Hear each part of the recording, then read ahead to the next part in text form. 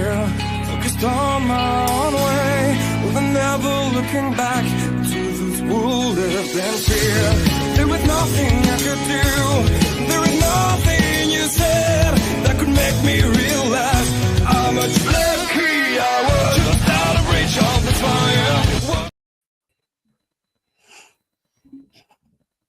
Good evening, ladies and gentlemen. My name is Bubba Duke. Sorry, OMD, stuck in that wonderful loop over there. Welcome to the Locker Room Breakdown, our Raw perspective. OMD, welcome back to the show, my friend. Thank you. It's been a week. Hopefully this week goes a lot better. You guys know it was a rough week for me last week. But yes, joining me here, we have a packed house. Bubba Duke is back. Thank you guys for filling in while I was away over that hiatus, while I had family issues. And joining us once again, friend of the show, the host of the Chris Parrish podcast, and one of the guys who is contributed to adding to tonight's information, Mr. Chris Parrish. How we doing, brother? Not too bad. I just sent a thing from Adam Pearce. That's not that big of a deal. You know what, though? The stuff that Adam Pearce puts on his social media is very informative. Yeah, both him and Nick Aldis are doing a great job. Yeah, they're doing phenomenal. Yes, they are. But so last week we did have a rather exciting Raw from overseas, and tonight's Raw is going to emanate from Birmingham, so it has already aired live. We will be jumping over to the Raw Patrol at 8 p.m. Eastern to do the Raw Patrol for all of you ladies and gentlemen out there. So please join us. Last week, again, a very female-heavy show, and I am here for it. We started off with Io Sky and Raquel Rodriguez. Yes. yeah, and that was a fantastic match. And I think we all need to give a shout out to Raquel Rodriguez, by the way, and the work she's doing. Oh, amazing.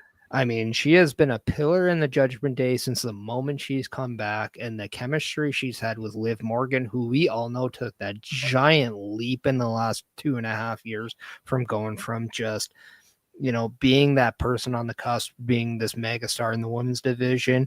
She has been that pillar in the tag team division. And then with the bringing in Roxanne Perez to take that place, we talk about Roxanne Perez not losing a step, but Raquel Rodriguez, I think we're losing focus on the leap she's taking from an individual effort and just hanging with who I think is probably the women's wrestler of the year in Io Sky.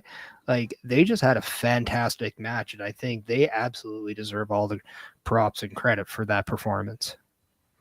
100%, 100%. These women have been tearing the house down. And, I mean, Raquel, again, delivered a standout performance. I don't remember how Io won, if it was by pinfall or disqualification. Yeah, the moonsault. 1, 2, 3. It was yeah. Your thoughts on the match, Bubba? Oh, again, 100%. Both these women deserve flowers and credit and all that, because I agree with Piper and all the older guys that say if you're not last, you want to be first. These women are taking that sentiment very seriously, as far as I'm concerned, because the last several months, it's been almost a year now, give or take, that the women have been kicking off the show and have been setting that bar. Not here where it's kind of like, oh yeah, yay, women's wrestling. It's here going, holy smokes, what did we just watch? Right. So right. They deserve a yeet for that one. Props. I mean, we saw the same thing last night when we covered NXT Heatwave. 100%. Which Parrish missed, but the women... I watched it on the flight. Oh, you did watch it on the flight? So yeah, the women absolutely annihilated that pay-per-view. Like, they took the place and literally lit it on fire. Yeah. Oh, yeah, for sure. And then, yeah. And I think a lot of people really sleep on how good the women's division as a collective from Raw, SmackDown, NXT is. It's easily, I think, the best in women's wrestling and might even be the best in the history. And it just, like going all the way back to that match, Io and Raquel, like these are, like we said, one of the best going right now, and someone who is entering that stage now of, hey, I'm willing to be on my own, maybe be an Intercontinental champion in the future, perhaps a women's world champion in the future, and Raquel Rodriguez. And we're just very fortunate as viewers and fans to see the talent that these women possess. Yes. There were some shenanigans after the match as Roxanne and Raquel beat on Io until Rhea Ripley came out and made the save. Which also caused a little bit of friction in the back with her, Asuka, and Kairi Sane. Yeah, the Kabuki Warriors were... It was more...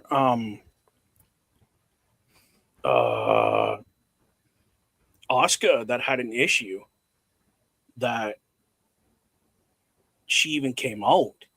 Like, what, she could go out there to help you, but we can't?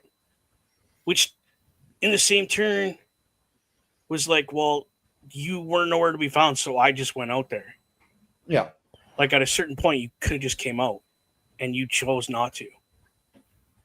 And then there was the big blow up at the end, a lot of Japanese anger and storming off. Right. Yeah, I can't wait to see how that goes in the next weeks to come as a story. Yeah, and like we've been getting teased whether or not it was Kairi and Asuka breaking away from Io pushing them away, and then we finally see what we thought was a little bit of, hey, water under the bridge moment when Asuka apologizes and Io said, it's okay, I know you have my back, but I need to do some things alone. She's almost at fault for the situation because she's asking people to not help her out, knowing she's going into a situation that has not just Raquel, but also Roxanne Perez. So it wasn't exactly a smart idea for Io to say no to the help. Right. And then you just see Rhea, who has nothing short of just historic history with the Judgment Day. And it's one of those things where, situations just come together and it just forms a tension. So now Io's truly in this position of, do I choose my friends, the Kabuki Warriors that I've rode the streets with for years upon years? Or do I go with the respect that I have for the one person that I've gone to war with so many times just in the last year, among others, in Rhea Ripley? So it's really a rock and a hard place for Io Sky, but she's at fault for, I think, creating the situation to begin with. Absolutely. Now, do we see this potentially breaking down to a triple threat tag team match of Io and Rhea versus the Kabuki Warriors versus the Judgment Day? I don't know. I don't think it's going to go that far. If it's to set up a number one contenders for the tag team titles, I could see it. Okay. That's an interesting way to turn that. Yeah. Next match up, we had the $18,000 sombrero match between Penta and Xavier Woods. Penta winning with the Destroyer. The what Destroyer? With the Destroyer. The I'm Mexican not going Destroyer. No, it's the Canadian Destroyer still. I am not getting into that. But I did. Back and forth. Kofi and Grayson Waller did get involved, but Penta escaped and got out of there after getting the win. Yeah, he booked it pretty quick. But again, you got to remember the New Day has been around for a hot minute. Xavier Woods, great wrestler in his own right, really doesn't need the backup. The guy is phenomenal on his own.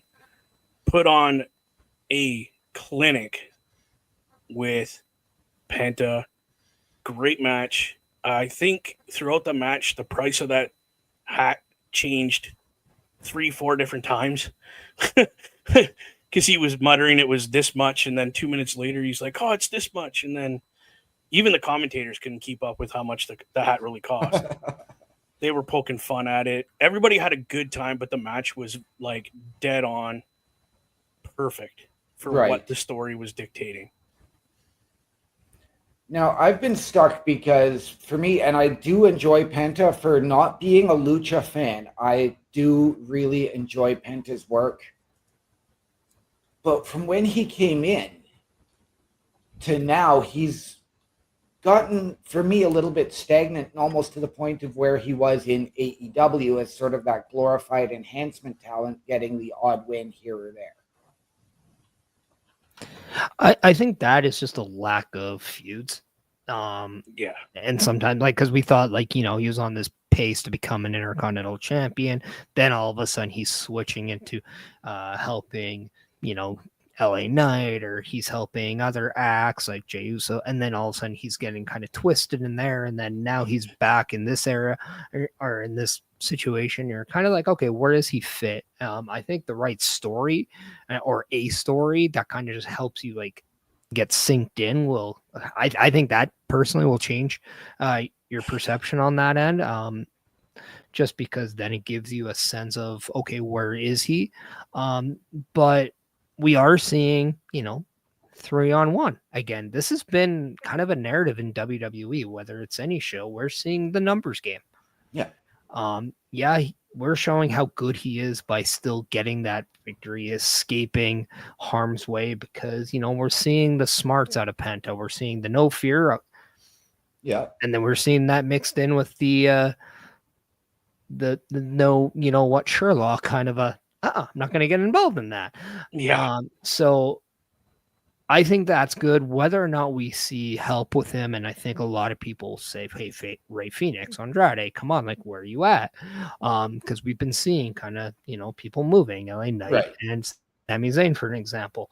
Mhm. But I think that's kind of where it's going to go, something kind of there. If we see a Lucha Bros versus New Day thing out of this, we're going to have completely different thoughts. But we'll find out, because he's in a match with the other member of the New Day tonight. Yes, he is. And we will cover that in a little while.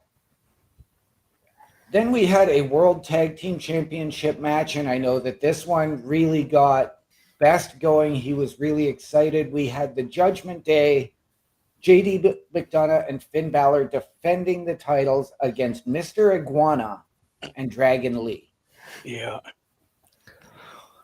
How do you not love it? Like, one, Mr. Iguana is like that perfect mix of amazing in the ring and entertainment that is a WWE's like fit, like that is what you want. Yep. And then you have Dragon Lee, who I think a lot of people just want to see more of. And when we see more of, we just want him in the ring more. Right. I'm not going to say I don't like him in backstage segments, but I prefer him in the ring where all that talent is shown. And just seeing that in itself go, where we know that the Judgment Days had that history with, you know, AAA. They were at Triple Mania just a week or so ago. So we're seeing that kind of coalition and that, you know, combination now. So I think it's good to see that, but I'm very happy we saw the Judgment Day still, you know, they're your tag team champions. They should be. They looked good out of this. But at the same time, I also noticed Mr. Iguana once again not taking the fall here. He is looking still very strong, which a lot of people who give WWE flack for not putting over talent in another company, look closer. Please. Yeah, pay attention more. Like, it's not hard to see what they're doing. Yeah. I get some Right. people think Mr. Iguana is a big joke and ha ha ha, he has a puppet. But you got to remember, in Lucha, it's about the show. It's not just about the wrestling, it's about the show. That's why they wear the Aztec get-ups in the costumes when they're coming to the ring. That's why they wear their mask, because if you take your mask off and you go through nobody knows who you are. Put your mask on, everybody knows who you are. So for Mr. Iguana to paint his face and have a puppet and crawl to the ring and pretend he's an iguana, dude, how does that not get over? Especially my kid. My kid's seen him, and she's like, "Who's that crazy guy? He's silly." I'm like, "Oh, it's Mr. Iguana. And watch, he's really good." It's a good way to get your kids introduced into wrestling, just by watching AAA. Really? Yeah, and I mean, we've had a lot of these different characters over the years. I mean, you look at Mr. Sacco, you look at the Cobra. I'm trying to think before that. I mean, you've had Moppy. The mandible claw in really Yeah. in all its essence. And that's a good point that you put out there too, Bubba, because like the mask to a luchador is very similar to the puppet, right? Oh yeah. It doesn't completely hide the face, no, but it creates a different function of, hey, one, it's a merchandise seller, Yeah. but it's also a way to show the personality of that character and that performer, and to get a little bit more interactiveness with the audience, because then the audience is going to want to pretend to do that. They're going to Yep. want to dress up like a Rey Mysterio with the mask. They also want to come to the stands with an iguana on their shoulders Yeah, and paint yeah. their face. It's just something that's a Connect. relatability thing, because people would like to be as cool as Mr. Iguana, especially not everybody can pull out those sunglasses. I wish I could. I just can't. Right. We did again get some interference after this match with Dom Mysterio, Of course. thwarted by El Hijo del Vikingo, Mhm. which The mega I was, champion. which I was actually not expecting him. I was expecting the AJ Styles aspect of that again. Yeah, Dirty Dom has really got his hands into a lot of little piles there, because Yes. not only is he issuing a challenge to for the rematch for that AAA Mega Championship, Yep. he also now has unfinished business with AJ Styles, which I'll allow you to kind of introduce what that is. But he's crossing streams, and if Ghostbusters told me one thing, be careful about crossing the streams. Right. Yeah. Don't cross the streams. That's right. Next up, a match we really looked forward to, and I think after what we saw at Triple Mania, we wanted that side of Natty coming out as she challenged Becky Lynch for the Intercontinental Championship, and I think we got a little bit of that more aggressive Natalia. Yeah. Do you mind? Go Should I for go it. for Ahead. Okay. Go right ahead. We did. I'm not going to say we didn't, but we got this much of this much, because in WWE, her role basically is to help the women, and she's accepted that. She understands that's my role. Hey, I still get TV time. I still get to have fun doing what I do. That's why she is branching out into the GCWs, the AAAs, and everything else that she does, so she can be herself, be that more aggressive heart that is from the dungeon, because she's the last person to ever be trained by Stu Hart in the dungeon, the original one. So for her to let that out in honor for her grandfather and uncles and dad that have passed away, to be that Neidhart, that butt kicking, don't take crap, she knows that she can't do that in WWE. So yeah, we got this much. If they allow her to do it in WWE, I'm telling you right now, give her 6 months, she'll be holding a title, whether it's the Intercontinental or the Women's Heavyweight or whatever, the WWE title for the women. She'll have one of them if they let her loose. Sorry, I had to get that off my chest. I love Natty. All good. But yeah, you're right though. This aggressive form that we're seeing, in other areas, including Bloodsport, and I think I don't know if she was the last person trained in there, but I know she was the first woman to be trained in there. But it's just a different dimension to what Natty is or Natalia is, and it's just a good thing. I mean, I know the narrative online is like, oh, we need this in WWE, and it's like, well, okay, one, you're getting the performer is able to do multiply a different amount of dimensions in her character and really showcase what she's capable of, which is gonna increase her overall value, especially when it comes to contract time. But what we're seeing though is also that introduction to whether or not this is something that people want, and right now they are taking to it because it's very refreshing for everyone, and it makes the performer taken more seriously by the viewer, because now she's not a butt end of a joke. She's not going to be just a side act to something else. Yeah. The only issue is she just formed a tag team with Maxine as the Dungeon Dolls. So whether or not we get this form of Natty in WWE remains to be seen. But Mhm. she can definitely sprinkle this attitude into Natalia. So Yep. all of a sudden the Dungeon Dolls just show you why they are a viable threat for the tag team titles and the tag team division. And then for herself, also a threat for Intercontinental United States, Yes. Women's World, Women's Heavyweight Championship.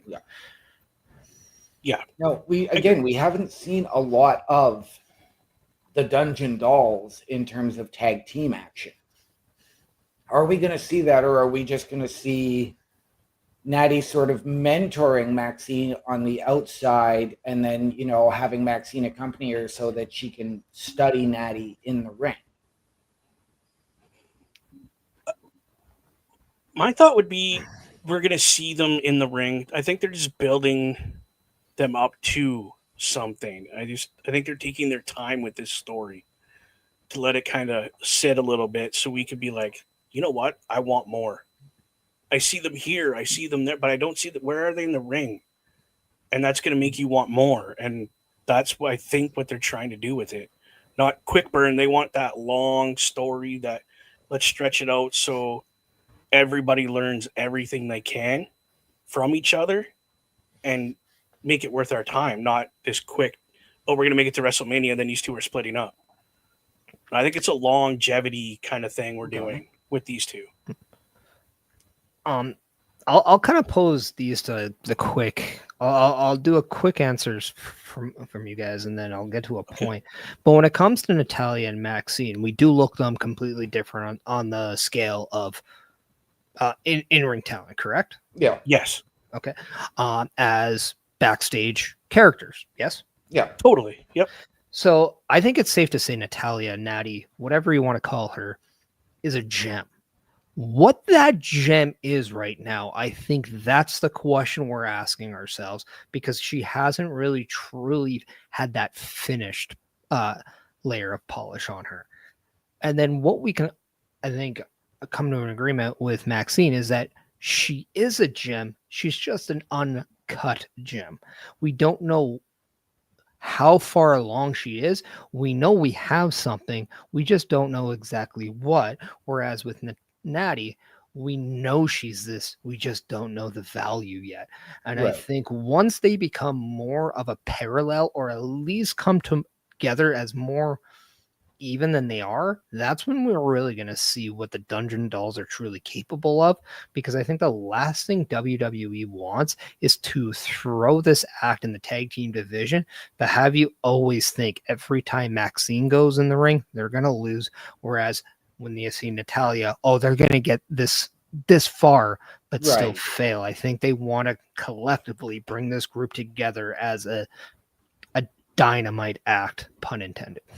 Right. Could we see something along the lines of like an iron sharpens iron type thing and get to increase that bond? We saw it in NXT about a year ago.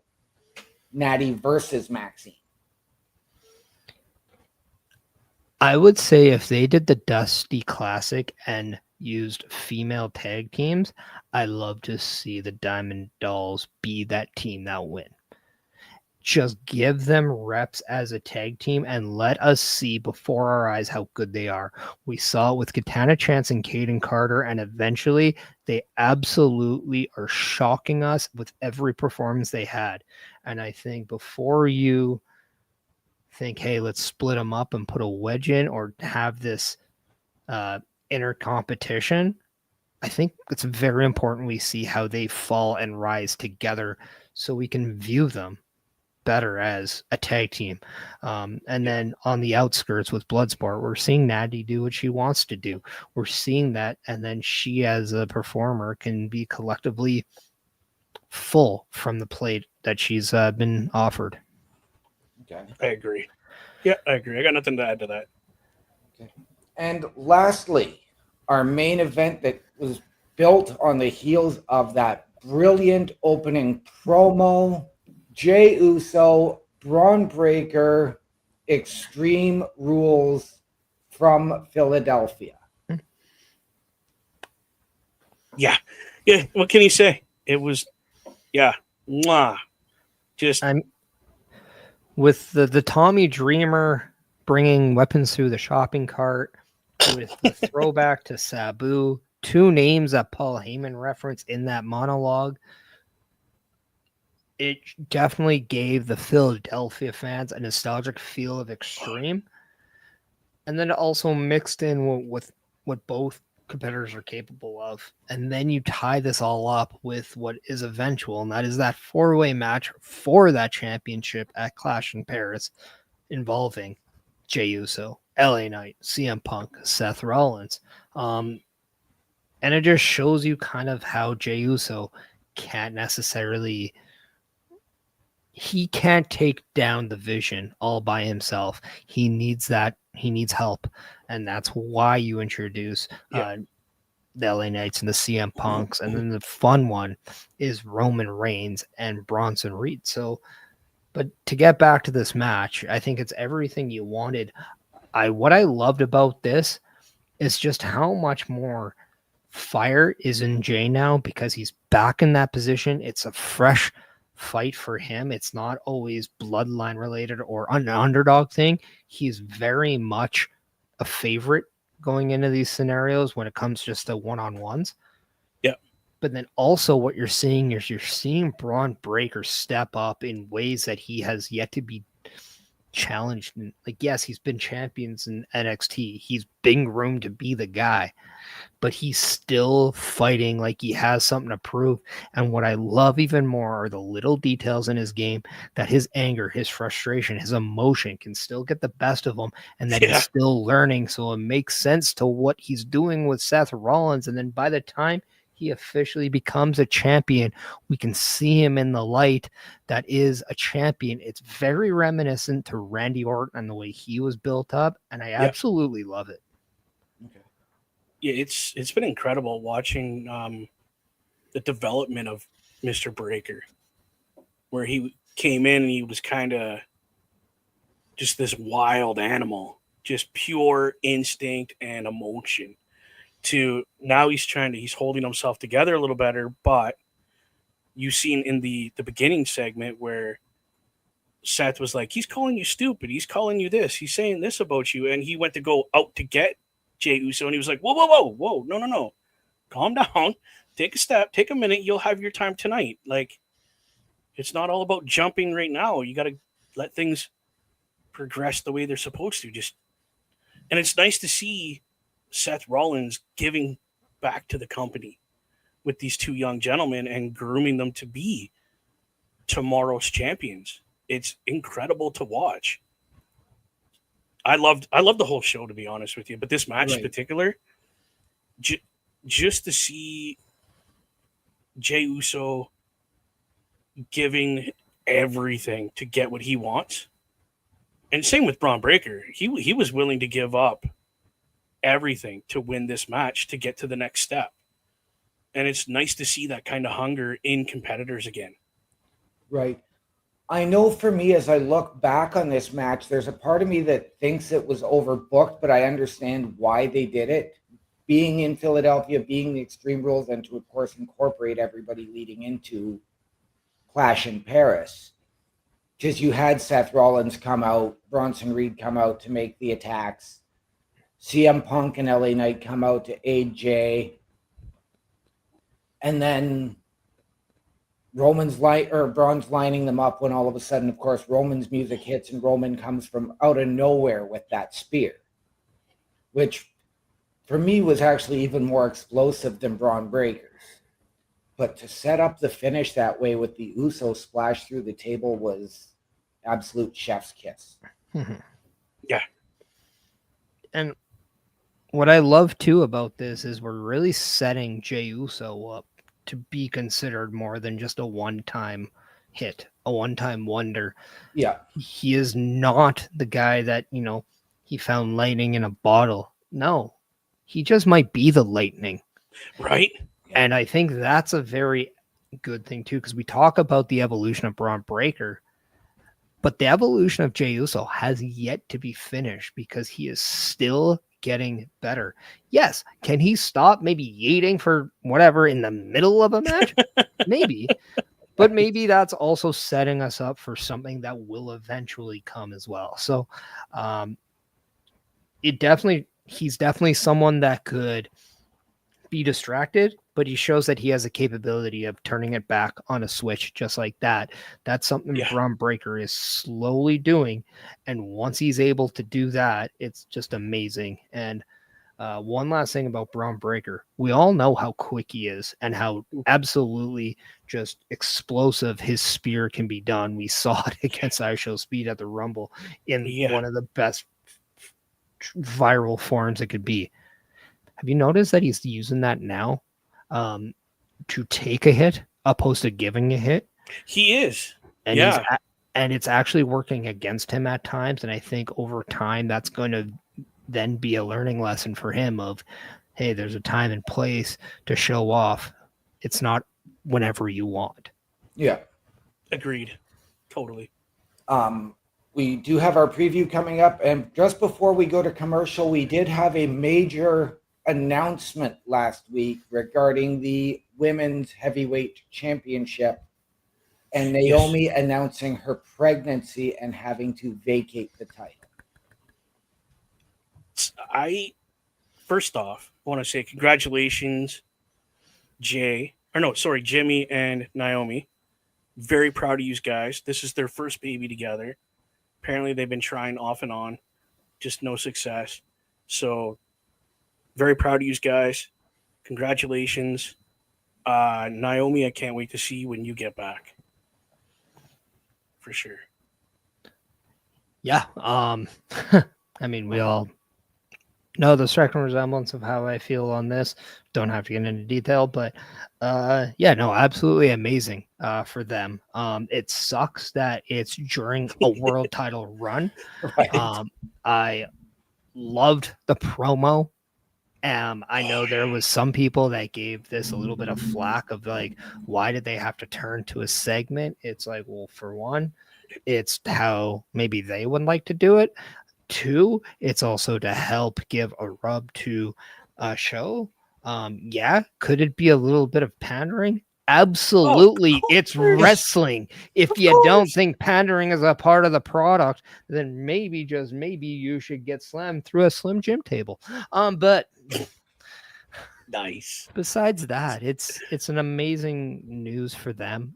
Jimmy Uso, Naomi are having a child. Congratulations to them. Yeah. The bloodline, in Naomi's words, is gonna expand, and it's fantastic because now Big Jim might have a little Jimmy.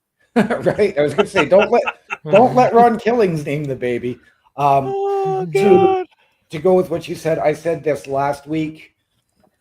I am thrilled for Jimmy and Naomi personally, but professionally, I think it sucks for Naomi because she was just really starting to cook with this Proceed with Caution gimmick, really from Money in the Bank on.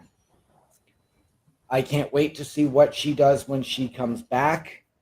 Best of luck, Jimmy, Naomi. I hope you have a very healthy baby. And with that, ladies and gentlemen, we are going to go to commercial. And let us start by telling you how you can join us. That was my fault. This is why we need help, people. This is why we need help. A Turnbuckle affiliation program is looking for more people. If you have passion level for pro wrestling, sports, video games, or something else, then Turnbuckle Studios is the place to be. If you have ever wanted to pursue content creation and want to join our team, then we would love to have you. Check out turnbucklestudios.org or contact us by email today because your future is now, and we want you to tap in.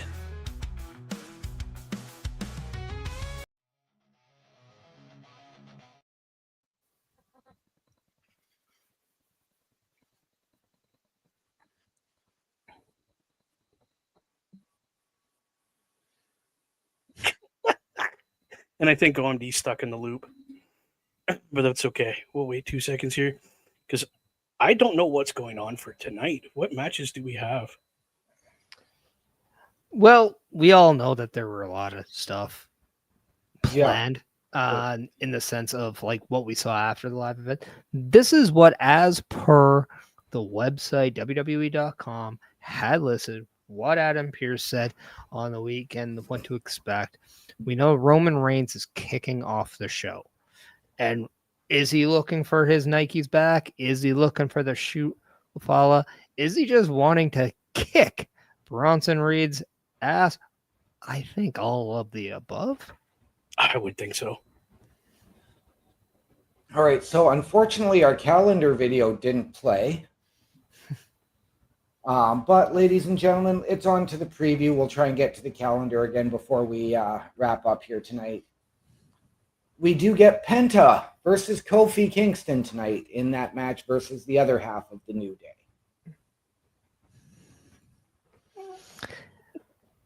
Does anybody see anything different here? No. I don't either. I have a feeling we're going to see Penta kind of have a similar thing. The only thing I could see is that for the first time, because he did defeat Grayson Waller, he did defeat Xavier Woods. Maybe just maybe he doesn't run the gauntlet. Maybe just maybe. And by the way, people, we have yet to see Raw, so chill if you're watching this and be like, we know what happened. We're like, yeah, well, we don't. We didn't see it. We wanted to keep our stuff organic the way it should be. Absolutely.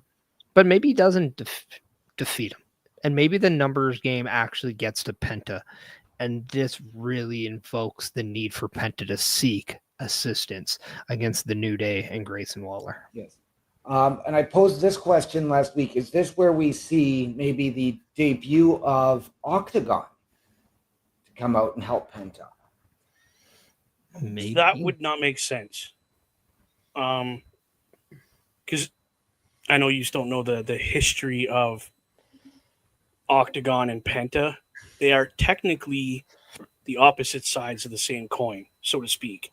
One's the good half, being Octagon, and the other one being the bad half, the demon, the evil side is Penta.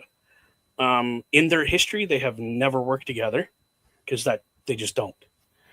But that being said, this is a new time. This is a new era. This is a new revolution in wrestling. It could happen. I'm not saying no, but it's highly unlikely. But Bubba. Yeah, buddy. It's a new day. Yes, it is.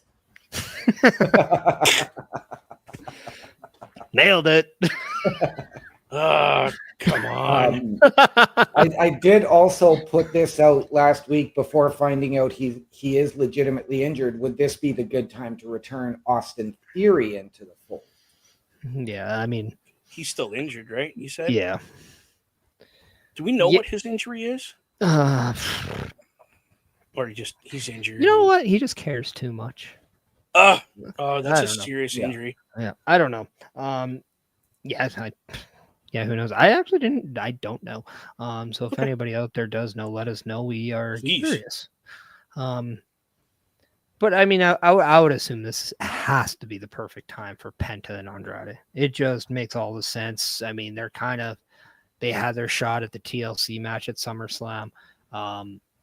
We haven't really seen much of them since. So maybe we could see, maybe they make another trade. Maybe we see the War Raiders move over to SmackDown for Andrade and Rey Fenix. I wouldn't be upset about that. I spoke the other one kind of into existence, so I'm going to try to do this one. He's trying to do it again. Magic. Right? Next up, my match that's probably going to steal the show tonight, Rhea Ripley, Roxanne Perez. No. I see it being a good match, but I don't see it stealing the show. Unless, are we saying Raquel's coming out with her? Oh, yeah. She has to be. There might be some shenanigans then, so maybe. Yeah, I don't know, dude. I'm not going to say no because every time I'm like, it's not going to be that good a match, and it's the women, it ends up burning the place to the ground. So now, this just would scream WWE to a T, but we see, Raquel come out with Roxanne. Raquel gets involved. We see maybe Io come out, and then maybe she takes a shot there, and then all of a sudden the numbers games are against Io. We see the Kabuki Warriors come out, and because of all this chaos, it leads to a distraction, which allows Roxanne Perez to pick up the win. Whoa. The Judgment Day are all of a sudden, yeah, we win. And then now Rhea and Asuka are just like, yeah. And then Io's just like, nah. And then Kyrie's kind of like, okay. Right. And this again, as I asked on the preview half, is do we get that triple threat women's tag match, which potentially could become a number one contenders title, as you alluded to, Parrish? If that scenario happens that Parrish just did, it's going to turn into that scenario of the number one contender between all 6 of these women.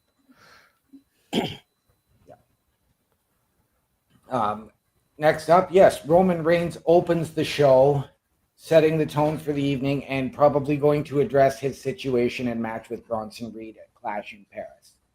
Does this break down into shenanigans? Yeah. I want the Shula Fala back, bro. Those are my shoes. I spent hundreds of thousands of dollars on those. I want them back. If Roman Reigns is kicking off the show, you have to think there's a reason. And I think he is out there looking for more than just his shoes back. He is probably there looking for some retribution, for some blood. He's probably wanting to take a part of Bronson Reed with him. So the one thing we know is that the Vision always have a plan. They're always prepared for everything. But maybe, just maybe, the wild card in Roman Reigns is just a little much. So we'll see. We'll really see, because that would then leave it, hypothetically, if Roman Reigns takes out a Bronson Reed, or that's the goal. Okay. Now all of a sudden we are looking at Seth Rollins and Braun Breaker with 3 other people out there. So now the numbers games is flipped. Right. So either we get a good story coming out of Raw, or maybe, just maybe, something implodes. Or Seth Rollins is on the ball again and has a 4th member in the back that we don't know about yet. I am currently in Birmingham, United Kingdom right now. Yeah. I had to double take. I had to look at the back. I was like, is he really? I think if you're going to look at that 4th member, I think that is going to be saved for Clash in Paris as opposed to tonight. Hey, we never know anymore. No, Trips has been good at just throwing things for loops. Hey, just when you know you thought the answers. There was another question. The script gets changed last minute. Yep. And lastly, Nikki Bella calling out Becky Lynch. I heard Becky Lynch is now pregnant again and has to relinquish her title. Or is that just a story? Yeah, you're clearly, your beer has more alcohol in it than mine. No, that's whiskey, bruh. Same thing. But no, there's just a report, because Becky is on the Cody Rhodes what's your story, but whatever his show is called now. Yeah. The thing, and she mentioned on that her daughter has asked if she can have a little brother. I think that was and then everybody just and then the internet's like, hey, I don't know anything, but I'll make a narrative. But okay. No, I mean, this has to revolve around the Intercontinental Championship. Yeah. We all know that Becky Lynch cooked the living piss out of Nikki Bella a couple weeks ago on Raw, and that's not even. I mean, that was so. I was like, ouch. Yeah, Nikki Bella now has. Well, let's just say she's had enough time to respond to this. So I'm very curious to see what that is. Clearly, with that cheap shot she also took as well, I'm sure it's more than just verbal warfare. She wants retribution, and there's physical as well. So I think it's safe to say Intercontinental Championship and blood for blood. What the hell is that sound? What sound? I don't know. It just sounded like a frog. I don't know. Anyways, gentlemen, thank you for joining me here. It is just about time to wrap up. But before we do, I do want to tell everybody to head on over to turnbucklestudios.org. Come check us all out there. There is an option to meet the team, myself, Bubba Duke, Chris Parrish, Carl Carafel, Chris Best. Email us if you want to get your introduction into podcasting, content creation, or if you want to discuss a collaboration. Mr. Parrish, why don't you let the people know where they can find you? I'm right here. If you can't see me, then but online, if you want to see me, go check out my link tree at Chris Parrish. You will be able to see me this Sunday back in the regular form of visual live performing with the Chris Parrish podcast. It's fun. It's been a couple weeks. I hope you enjoyed the Kamikaze Part 2 and the Nick Hanna Movement Expert episodes. It was a lot of fun recording that. More episodes like that will be coming, believe me. But yeah, you'll be able to do that. You'll see me next in just a few minutes with the Raw Patrol. Bubba Duke. Yeah, buddy. Again, I'm right here. YouTube. You guys are watching, some of you are watching right there now. Bubba Duke Show. Twitchland, Boar's Nest with Bubba Duke. And you'll catch me in probably 15 minutes. And ladies and gentlemen, if you are looking for me, now I just have to find mine. You can find me on my link tree, linktr.ee/OMD show. And just like my two compadres here, you can find me in about 10 minutes on the Raw Patrol. And once again, ladies and gentlemen, we do need some help. A Turnbuckle affiliation program is looking for more people. If you have passion level for pro wrestling, sports, videos, games, or something else, then Turnbuckle Studios is the place to be. If you have ever wanted to pursue content creation and want to join our team, then we would love to have you. Check out turnbucklestudios.org or contact us by email today because your future is now, and we want you to tap in.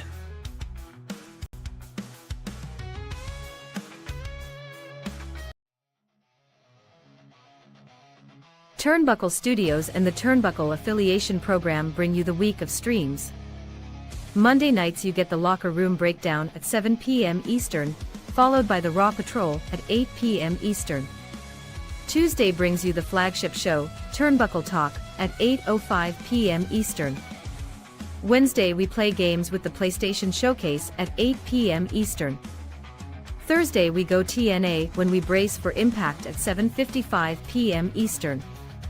Friday we secure all details as we answer the call for the SmackDown security detail at 8 p.m. Eastern.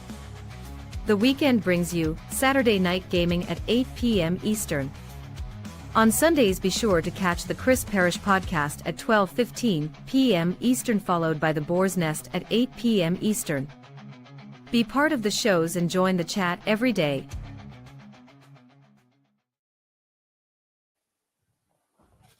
All right. Thank you very much once again, Parrish. Bubba, I know you've gone to take a Bubba Deuce. But thank you for joining me here, Parrish. Greatly appreciated. Ladies and gentlemen, please remember the world is better with you in it. From all of us here at the Turnbuckle Affiliation Program and the Locker Room Breakdown, as well as the Chris Parrish podcast, to those of you out there, wherever you are, good night, good luck, we out. If I bleed tonight.